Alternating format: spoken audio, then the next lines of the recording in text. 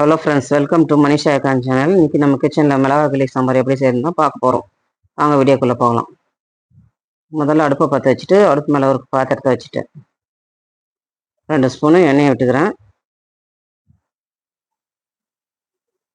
எண்ணெய் காஞ்சதும் 1/4 டீஸ்பூன் கடுகு சேர்த்துக்கிறேன்.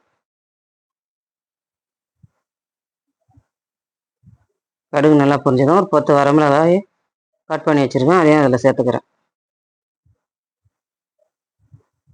2 வெங்காயம் கட் பண்ணி வச்சுருக்கேன், பெரிய வெங்காயம், அதையும் அதில் சேர்த்துக்கிறேன். கொஞ்சம் கருவேப்பிலையும் அதில் சேர்த்து நல்லா வதக்கி விட்டுக்கலாம்.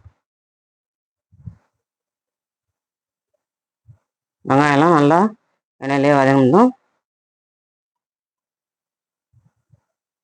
கொஞ்சம் பெருங்காயத்தூள் அதில் சேர்த்துக்கிறேன்.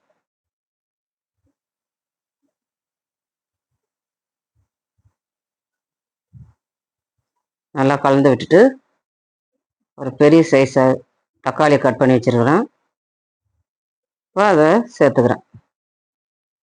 தக்காளி சேர்த்து நல்லா வதக்கிக்கலாம். வெங்காயம் தக்காளிலாம் நல்லா வதங்கி வரணும் எண்ணெயிலேயே.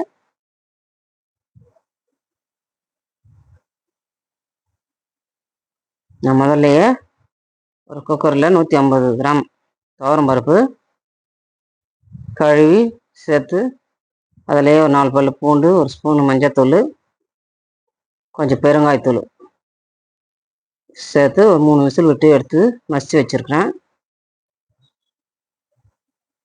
அதிலே ஒரு நெல்லிக்காய் சைஸ் புளி எடுத்து ஊற வச்சு கரைச்சி வடிகட்டி அதிலே சேர்த்துட்டேன்.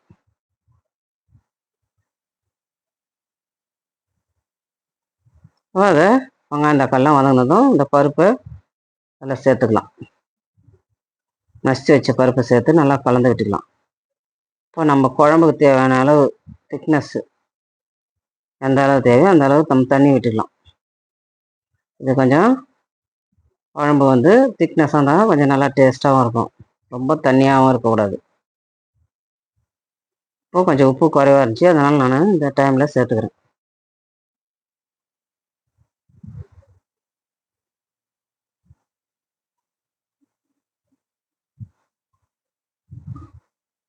நல்லா கலந்து விட்டுக்கலாம். குழம்பு ரொம்ப நேரம் கொதிக்கணும்னு இல்லை, ஒரு 2 நிமிஷம் கொதிச்சாலே போதும்.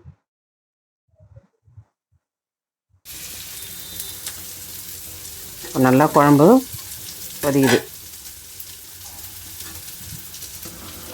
கலந்து விட்டுக்கலாம்.